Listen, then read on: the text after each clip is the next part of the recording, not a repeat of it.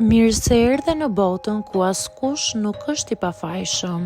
Sekrete shqiptare, vendi ku rrëfimet më të thella, më të ndaluara dhe më të pathëna të shqiptarëve marrin zë. Na bëni subscribe për histori të ndryshme.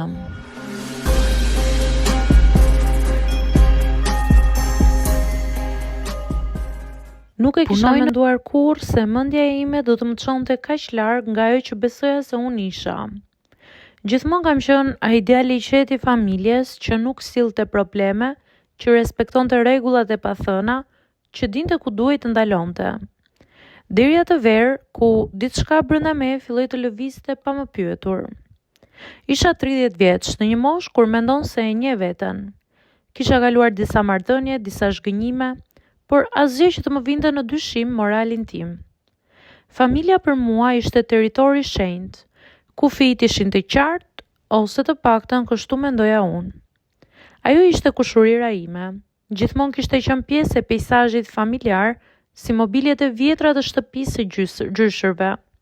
E njihja prej fëmijërisë, asnjëherë nuk e kisha parë si grua, por si vajza e tezes, një emër pa peshë emocionale. Derisa papritur diçka ndryshoi.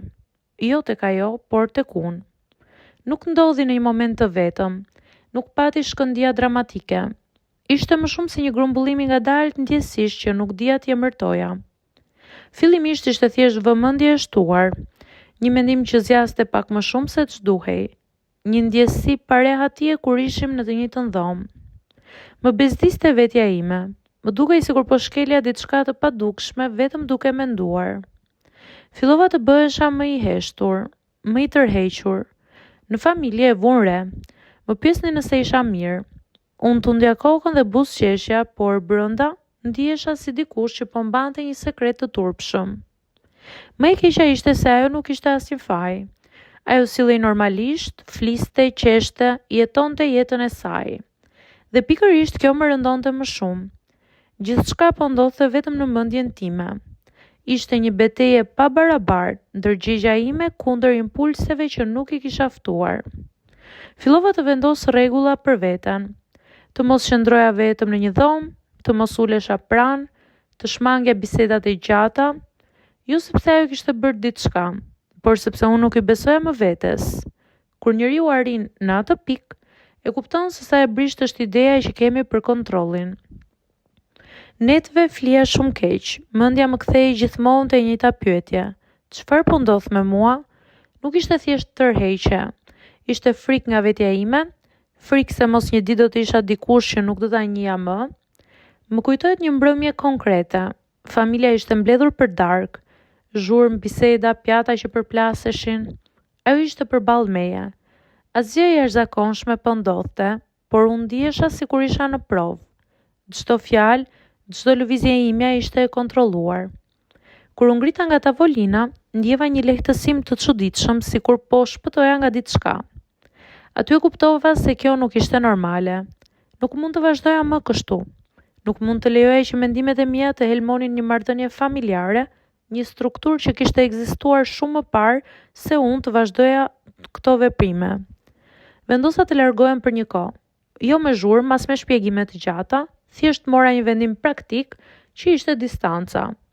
Hapësirë, ajër, ishte mënyra ime për të vendosur një kufi të fortë aty ku mendja ime po përpiqej ta zhbënte. Distanca ndihmoi goxha, po jo menjëherë. Ditët e para ishin shumë të vështira. Mendimet nuk iknin me valixhe, por gradualisht zhurma filloi të ulej.